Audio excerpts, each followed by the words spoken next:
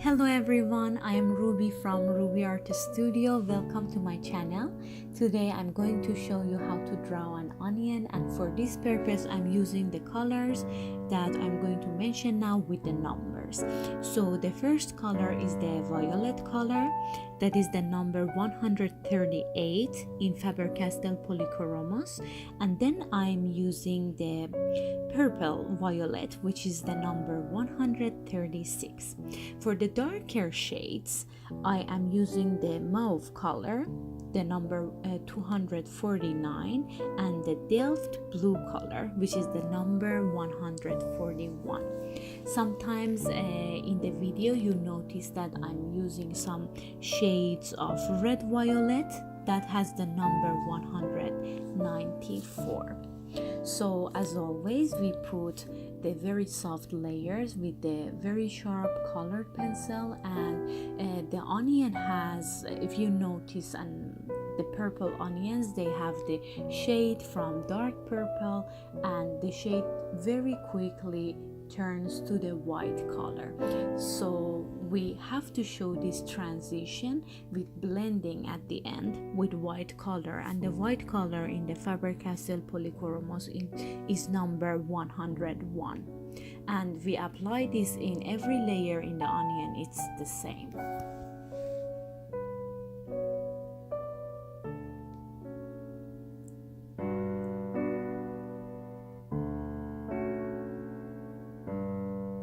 Try to be patient and try to fill all the white dots with very soft layer of color, because then your blend would look much more soft and much more smooth. If you have so many of these white parts in your paper, it means that your paper doesn't have enough pigment, and later you won't get the very smooth look that you would want to.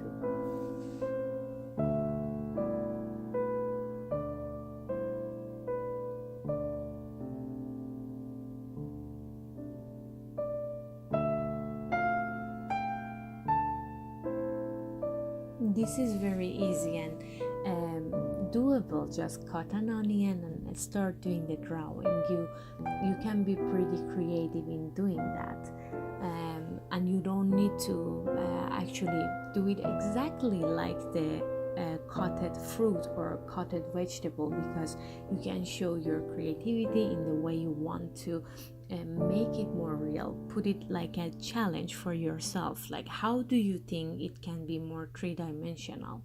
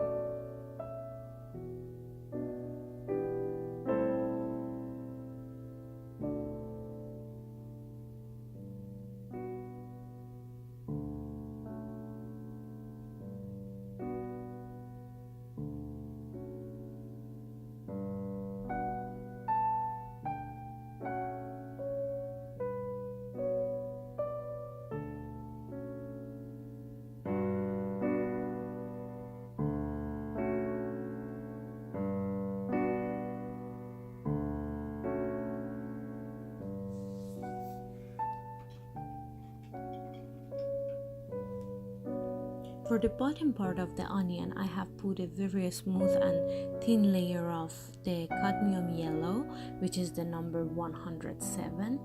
And actually I try to blend that part with white and then everywhere else in the drawing.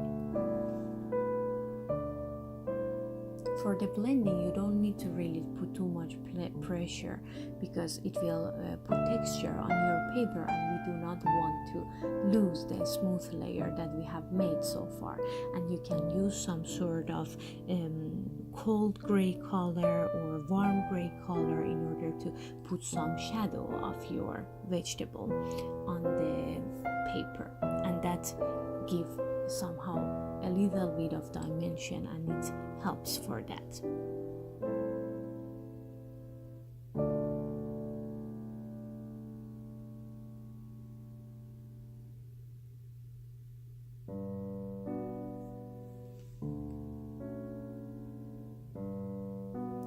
I hope you have enjoyed today's video, and I would be very happy to hear your comments and suggestions, and hope to see you in the next week video.